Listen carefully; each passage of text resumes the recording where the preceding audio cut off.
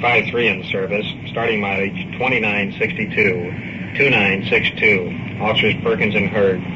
Tour duty 6 p.m. to 2 a.m. on the night watch. Check 53, 6:08 p.m. starting night watch.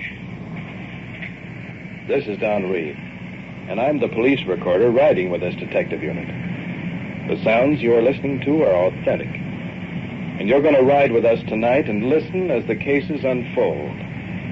Now, I want you to remember one thing. The people you hear are not actors. This is it. This is real. This is what happens on the night watch. Night Watch, the actual on-the-scene report of your police force in action. There are no actors. There is no script. Every voice, every sound is authentic.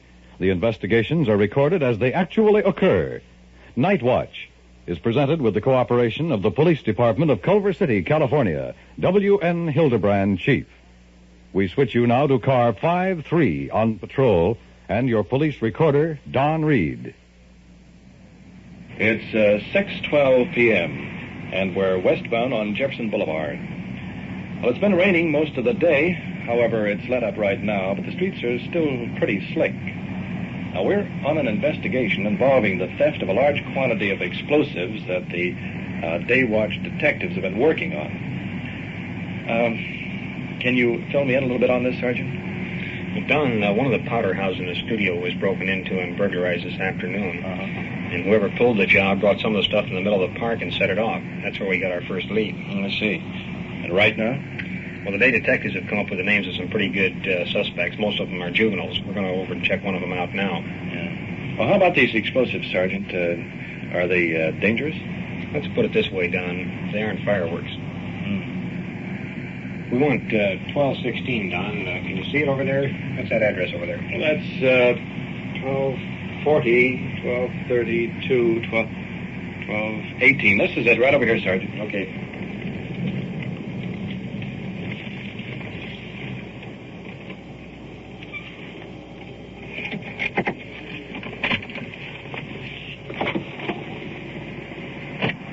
Getting dark, and overhead a large Stratoliner is coming in through a very overcast sky. You probably can hear it. And coming out to meet us now, at the front door is a young fellow. I believe he's the one we're interested in talking to. Sergeant Perkins is identifying us now as police officers and requesting to see his mother. The boy appears to be highly nervous. This apparently is his mother coming right now. We want to talk to your son up at the station. What for? Well, I'd like to talk to you separately, if I may. I can explain the situation first, rather than talk in front of everybody. Have you done anything? No. Not a thing? Not a thing. You want to wait out in the car, son, just a minute, boys? Girls, go to the kitchen. Tell your father to come in here. Tell me you've done anything. Well, we can tell you a little bit something about it. Yes, sir. I'm Sergeant Perkins, the police station. How are you? This is Don Reed. How do you do, sir? I see you. Situation is that we haven't talked to your son at all, but there were some explosives taken out of one of the motion picture studios, and your son was known to have set off a homemade bomb over here in the park, and supposedly some of the explosives are still missing. Oh, no. Now, I don't know whether he was involved in the burglary or not, but I do know he knows something about where the... He hasn't been out of the house. Well, as I say, we're not accusing him of the actual burglary, but we are interested in trying to find out where the rest of these explosives are before somebody gets hurt. This one that was set off at the park over here, there's 4 or 5 small children around. Are you sure he set one off over Yes, there? ma'am. We have about 3 witnesses to that effect. So we'd like to take him up there and talk to him a little bit. We'll talk to him here now before he goes. I'm afraid he'll have to go to the station with us, ma'am.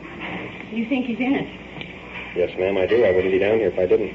Oh, no. Let me just ask him if he's done anything. I don't want you to talk to him, please, ma'am. Just... Let me ask him if he's done anything. You want to come up to the station with us? We'd be perfectly happy to have you, but I can't have you questioning him at the present time.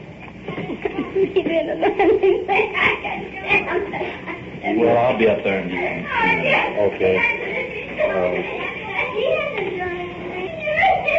So, try to tell your wife not to worry anymore if she possibly can. We don't want to upset her any more than we possibly can. Yeah, okay, I'll be up there. Okay, sir.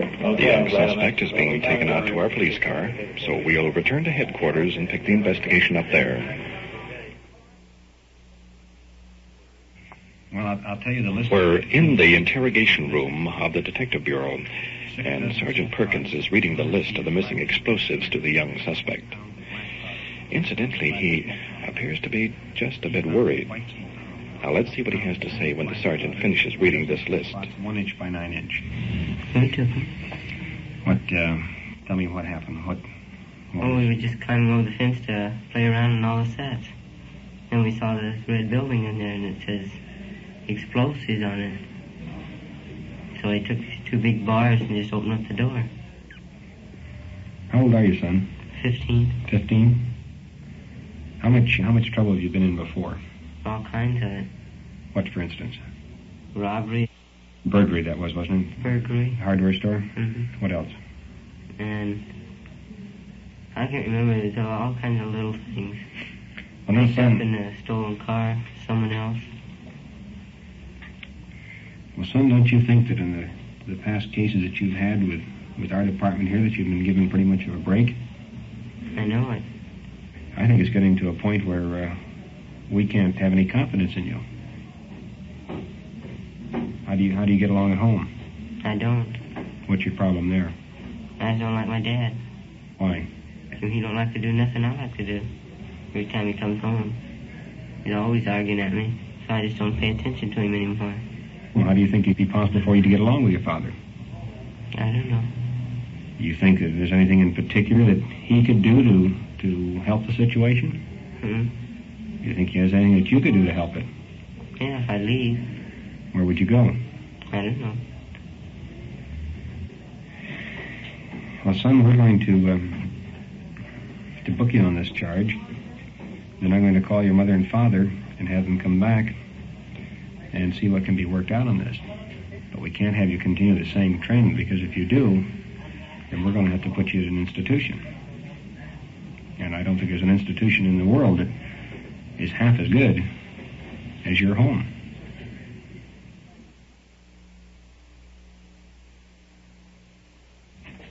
About 30 minutes have passed, and the parents of the juvenile suspect are just arriving in the office.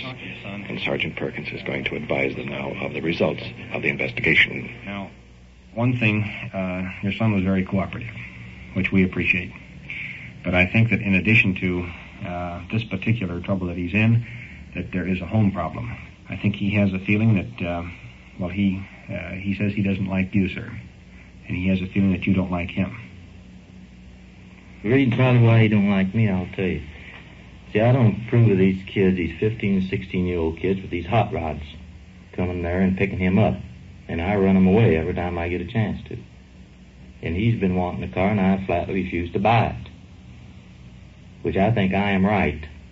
Well, I agree with you that some of his associates are not the proper ones. That's right. And I think that one of the things that we will insist upon ourselves here, among others, will be that his associates are the proper type. But We can't keep them away. It seems like the ones that he shouldn't associate with, they just come here like flies. No matter what we do, we can't keep them And the away. older boys are 18 and 19 years old with Are these cars, and I don't constantly at the approve door. of it. Mhm. And I run them off, and that makes him mad. Well, possibly his going to a school where he would be away and have a chance to meet some pretty nice fellows of his own age, That's right. and then come home on weekends. Maybe that'd be the answer to it. It'd be That's worth what I trying. think would be the answer to it. Here's the thing: we're tickled to death and just as willing as we possibly can to help you work out the problem. I mean, that's what we're here for. We're not here so much to put these kids in jail and send them down to juvenile hall. We want to get them squared away and Yeah. straightened out, because they're going to be the future citizens. There's no getting around it. Putting the blame on me is not going to be the answer either. I'm not putting the blame on you. I just told you that I didn't want him associated with them characters, and I don't. Well, then it's up to you to pick his associates or. Well, I'm not or buying him a interest hot rod. No, look. It's up to you to then taking places, employ his mind, do something. Here, let me explain something to you. Something wrong sense. someplace. Well, there's no sense everybody getting upset about this. I mean, the thing has happened. Now we want to get it squared away. He said that you never wanted to do anything that he wanted to do. That it isn't that he really hates his father. He says he likes him, but he says Daddy doesn't like me. I mean, there's something wrong there someplace. He's always telling me Yeah, that Daddy don't like him when he gets in trouble.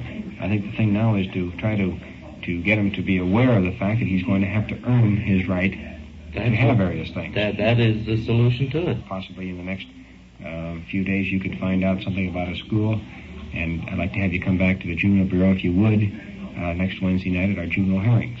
And I know this much. I know that I've got the boy's confidence in the fact that I think he's really going to try. And if we're willing to help him, you people and the police department, I think we can solve the problem. I think we can lick it. If we go out here and make a good citizen out of it, we've done our job. That's right. If we have to put him in jail later, in prison, we haven't done it. We've failed. Well, one suspect is checked out and has admitted his participation in the theft of these explosives. And now we're following the second lead. We're at the home now of the second suspect. Hello. This from the police department. Have I just got the call from His mother is inviting us in. Thank you, ma'am. Walking now as I'm speaking. Through the front room. Into the young fellow's room. There he is, lying in bed. His face and arms are covered with cuts and bruises. Apparently he's been in an accident. He has a diathermy lamp going. I can hear the hum clear over here. Let's move right on in. We're taken out of the studio. Pardon? I'd like to know what you know about the explosives that was taken out of the building in back of one of the studios. Nothing. Well, we know that you do know something about it. Explosives stuff? I don't know nothing about Well, I think you know what I'm talking about. Let's not quibble about what it is. You know about going into the powder room at the studios. And do you want me to tell you exactly what you did and how you did it, or do you want to tell me? Oh, I know what we got some, but we didn't. How'd you get in? Well, that door there in the front. You just pushed the door open. Yeah, 'cause I come running over there. And they said, look at this stuff, so. Well, so far, you're not telling us all of the truth. And then we went in there. Let's tell the whole truth, son. The door was broken open. You're the one that did it. I didn't break the door. Well, who did? Which one did? Well, no kidding. If I tell on him, it's pretty chicken. What was the object of breaking into the building? You know it's illegal, don't you? Yes, sir. You know it's a felony, don't you? No, I didn't. Burglary is a felony. So it's going to be... I'd just like to ask you one thing. Sure. How'd you find out about it? You were seen by about 3 different people down at the park. All right. When it happened, we weren't even going to take the stuff. And then when we brought it down there, we weren't even going to... We wouldn't have shot it off, but you know how it happened? No. The one boy was lighting a cigarette, and it went in this box, and it lit on fire, so we decided to use the rest of it. And it blew up all in his face, and his whole face it just got all covered up. And so then we decided just to shoot up the rest of it. Heck, it happened. We were going to just leave it down there and shoot it. We were going to save it for the 4th of July if we could. And then we decided just to shoot it off, and we shot it off. You have to learn everything the hard way, don't you? Your son, because of his injury, this accident he just had, we're not going to take into custody, but we will leave him in your custody. And if he's able to, we'd like to have him report in Wednesday night at the juvenile hearings. In the meantime... Well, that wraps up part 2 of the missing explosives. Sergeant Perkins is saying goodnight, so let's head on back to our police car. Okay, fine, thank you.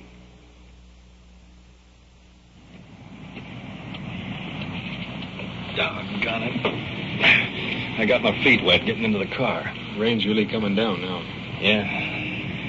How about those explosives, Sergeant? Can we account for them all? Part of them. Tomorrow the day detectives will follow up and be sure we can account for all of them. It's a funny deal. What do you think? I think it's too bad those kids didn't think.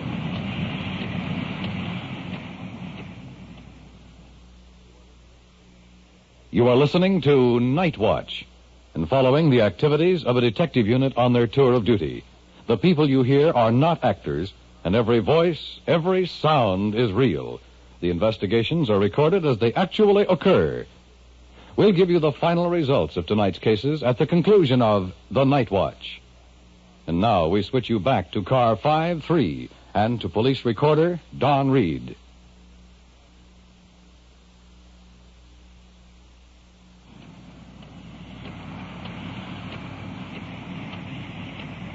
All units, attention all units, be on the lookout for the following stolen car. 1954 Nash, maroon in color, 2-door sedan. License in the 8 column, 5 Nora 73850. That's 5 Nora 73850. Stolen car. Did you get that on the hot sheet? Yeah, I got it. Glad I brought my raincoat tonight. 1 to 53 at 1609 Britton Place. That's 1609 Britton Place. Man assaulting a woman. The call is code 2.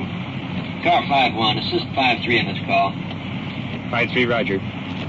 Well, that should be right around the corner, shouldn't it, sir? Yeah. Well, we're supposed to roll code 2. That's using red light on this call, but since we're a detective unit, we carry the red lens in the glove compartment. We'll be there before we get it on anyway. Looking ahead, a woman standing on the sidewalk facing the other way. Now she's spotted us and turning around. Her pulling into the curb. Second young lady, probably her daughter, coming up to put her arms around her. She's outside right now, despite the fact there's light rain beginning to fall. Well, let's get over there and check this out with the sergeant. He left in the car. I have his car license. That's all I have. What happened? Well, they can tell you better than I can. She's my daughter. I see. Well, really, they were just quarreling. I mean, he'd been drinking wine. He's drunk a whole quart Who is of that wine. now? My stepfather. I see. And we were all having a discussion in there, and so she wanted some more beer. So my stepfather and I went to get it, and he didn't want to get it. And he kept telling me all the time that she was no good, and why did he need beer, and all this sort of stuff. And so I told him, well, don't get the beer. Let's just go back home. So anyway, we came back home, and we didn't have the beer, so she went to get it with him. So he's drunk. He can't even walk. He cussed me out. So Called she me all went kinds and of got vile names while we was on our way, and I got the beer and came home. And then we went into the little bedroom in there, and he wouldn't let me through. She asked him real nice. She said, just please let me go in the other room. Just let me alone. So he just grabbed her by the head and knocked her on the floor and broke the mirror and pulled the hair out of her head and spilled beer all over the bed and threw it in her face, and I don't know what all. He's been picked up before on the same thing. He's been down to the police station before. He just goes insane when he drinks. He just doesn't know what he's doing. He's capable of killing anybody. No, it's the uniform car here. Just a minute. Pulling in the district patrol car. Sergeant Perkins is going to brief the officers on the situation. White beating. Threw on the floor of the trailer. He's drunk. He's taken off. This is the one here. So you want to handle this? And he just got me by the hair of the head, and he's choked me before. And If it hadn't been for him, I don't know if I would have killed her. And he's just nasty when he's drinking, and I've had to call the police before. It's a terrible thing, but I did, and he was you taken think he'll to come other. back tonight? I don't think so, because I think he knew I was going to call you, and I think that's why he left. Sober up and leave you alone? If he sobers up, he will. But he's just insane when he gets to drinking. I've tried to get him not to drink that wine. He just keeps drinking. He drank a whole quart tonight. And he just gets crazy. I got a whole bunch of hair in there. He pulled out of my head if you'd like to see it. Have you ever filed a complaint against him before? Yes, once before. But he just gets mad at me for no reason, and he just starts to kill me. He even said he'll kill me. And he might do it. He would do it tonight, I guess. All the furniture in there smashed up. He's rammed his hand through everything in there. And everything. It's just... You want to sign a complaint against him? Well, the only thing I wanted you to do was take him down in jail until he sobers up. Since he's not here, why, there's no point going any further, I guess. Well, you think you could call us in time if he did come back tonight? Oh, You think yes, you could I give us- think so. I'll get my I daughter don't to know. call. How could I call when he's in there choking you to death? Well, you could call while he's doing it. Yeah, until I get back, you could be dead. Well, if he comes back, is to give us a call and we'll come right down. Okay, well, I'd appreciate it if you come. Well, here's the situation. The suspect who committed the assault has apparently left the area. His wife and daughter are somewhat reluctant to sign a complaint, and yet they're afraid that he'll return and possibly continue the assault. So Sergeant Perkins is instructing the crew of the district car to check periodically. And if he doesn't return tonight, these instructions will be passed on to the morning watch. Consequently, when the suspect does come back, he'll be picked up and brought in for questioning. Well, did I leave anything out, Sergeant? No, that about covers it.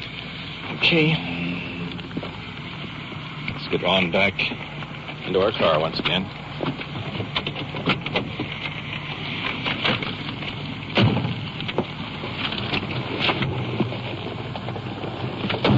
Flight 3 to 1. Unit 5-1 will handle the follow-up. Flight 3 clear. Roger, 5-3.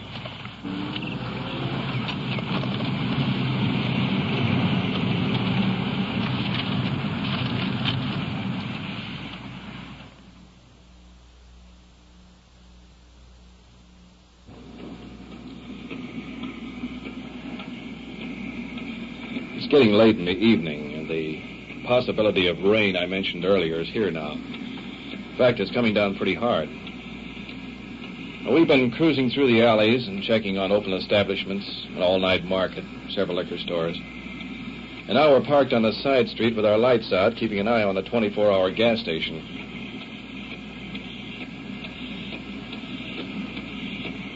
All units units in the vicinity, and cars 5-2 and 5-3. At Will Turn and Santa Drive, a woman screaming. 5-2, Roger. 5-3, 10-4. Taking off now. Rolling out second gear. You probably can hear a tick, tick, tick. That's our windshield wipers. Making sharp turn. That flick you heard was our red light going on. A woman screaming, that's the only information that we have. We're moving out very rapidly. And as I started to say, as we started to make that sharp turn, it's raining quite heavily here tonight. The streets are extremely slick, and the car has to be handled with a great deal of care as we move along Washington Boulevard. Our windshield wipers are cleaning off the rain as it hammers into our windshield. And in just a matter of approximately a few seconds, we'll arrive at the location. Watching ahead now, assist in any way we can. Those were water holes that we heard. You probably can hear the water splash on either side of the car as we're rolling down Washington Boulevard. Slowing down, coming into the area. Check that street. No stop. Looking directly ahead, there's one of our cars. Our other units that are answering this call, they're coming in from the opposite direction. There they go, swinging off beside us. We're making a U-turn in the middle of the street. Following number 2 car. What unit was that that had a call? I don't, 5-2, I believe. 5-3 to 5-2. Have you located anything? No, we're looking around right now. 10-4. Right across the street, Sergeant. Out of the car now.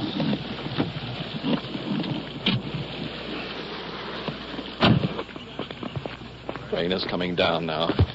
It's beating down pretty hard as we're crossing this parking lot and heading toward a house, stepping over mud puddles, up under a tree. Get out of the rain momentarily and check, see what our officers are doing. They're spread out. Officer Ellis and Edwards are taking one corner of the house. See Sergeant Perkins over here in the back. Let's get over here. We've got it. Here it is. Crossing this little last stretch here in the rain. Across that puddle. And up at the front porch, looking across, there's a young lady, 2 young ladies and a man standing in their night clothes. Let's get in out of the rain and see what the trouble is.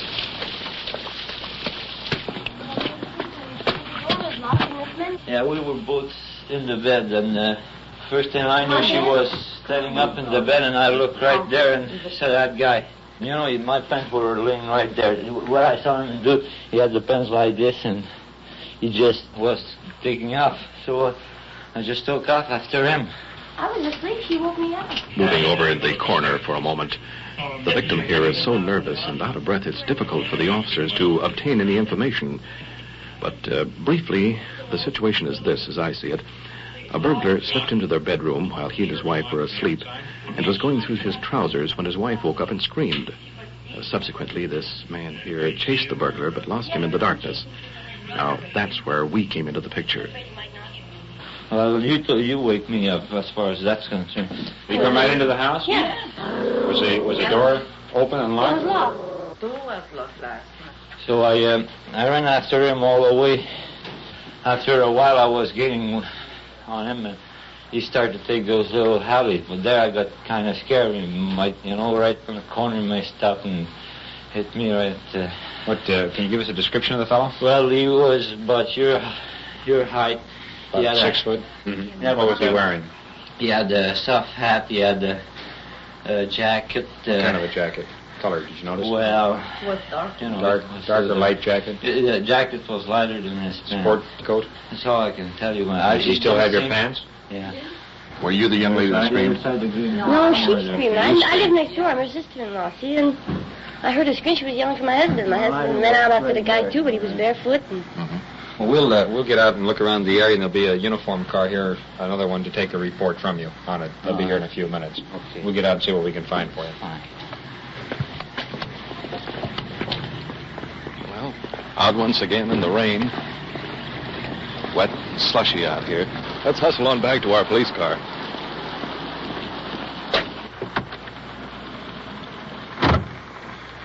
Inside?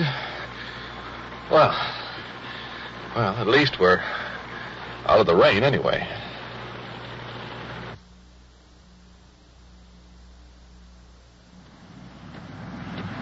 We've been cruising the area now for about 20 minutes. So far, no luck. Let's swing over toward the tracks. Take a look over there. Okay. Gee, I sure could go for a cup of coffee. Control 1 to all units. Cancel the want on the suspect in the 459 at Wiltern and Santa Drive. Suspect in custody. Hey, how about that? Somebody got our prowler. All units stand by. Probably Unit 5-2. Well, I'll be darned. Well, if this were the movies, we'd have got him. But anyway, we tried.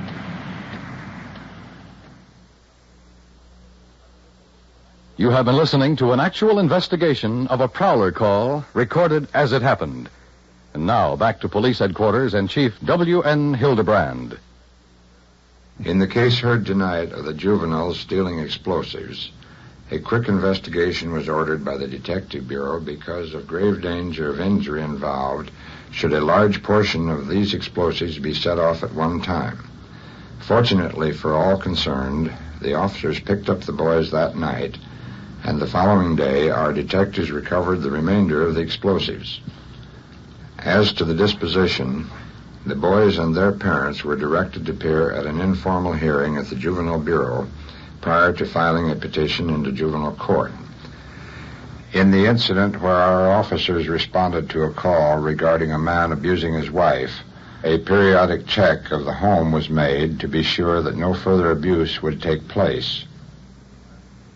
In the last case in which a man broke into a private home, he was recognized from the broadcast description by a passing police unit less than half hour later and was booked for violation of 459 of the Penal Code, which is burglary, the maximum penalty of which is 15 years in the state's prison.